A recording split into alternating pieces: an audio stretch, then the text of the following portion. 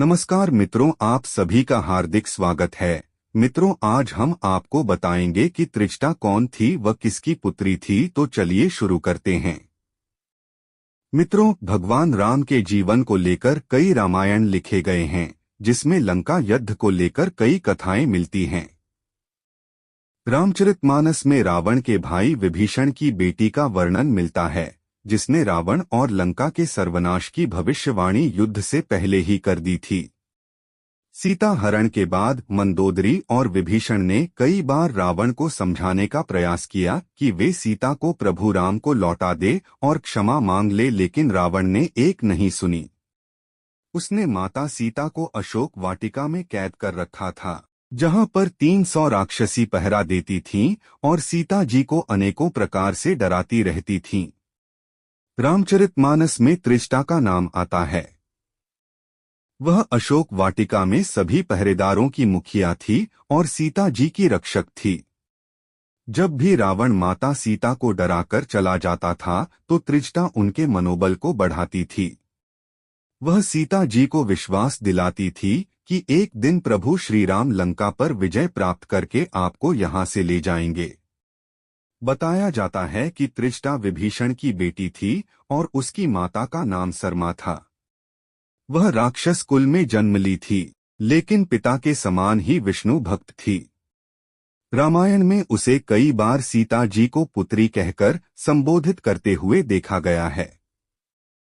रामचरितमानस में त्रिजटा के उस स्वप्न कर वर्णन किया गया है, जिसमें उसने लंका युद्ध से पूर्व ही रावण के सर्वनाश की भविष्यवाणी कर दी थी।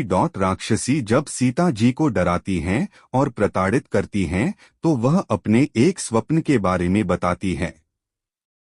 वह कहती है कि उसने एक स्वप्न देखा है जिसमें एक वानर पूरी लंका को जला देता है और रावण की राक्षसी सेना को मार डालता है। इतना ही नहीं, रावण गधे पर बैठा है और उसका मुंडन कर दिया गया है और उसके 20 हाथ कटे हुए हैं। वह सभी पहरेदारों को समझाती है कि तुम सभी का हित सीता की सेवा में ही है। त्रिजटा का स्वप्न उस समय पूरा हो जाता है जब हनुमान जी लंका दहन कर देते हैं। इंडोनेशिया की काकाविन रामायण में बताया गया है कि लंका विजय के बाद सीता जी ने त्रिजटा को कई कीमती उपहार दिए थे। बाल रामायण और आनंद रामायण में बताया गया है कि लंका विजय के बाद त्रिजटा सीता जी के साथ अयोध्या भी गई थी। बनारस और उज्जैन में त्रिजटा के मंदिर भी हैं। बनारस के त्रिजटा मंदिर में महिलाएं मनोकामनाओं की पूर्ति के लिए पूजा करती हैं। मूली और बैंगन का भोग लगता है। कहा जाता है कि सीता जी ने त्रिजटा को वाराणसी में रहने को कहा था ताकि उसे मोक्ष मिल जाए। तो मित्रों, कैसी लगी हमारी जानकारी? अपनी राय कमेंट बॉक्स में दें। वीडियो अच्छी लगी हो तो लाइक करें व दोस्तों के साथ शेयर करें।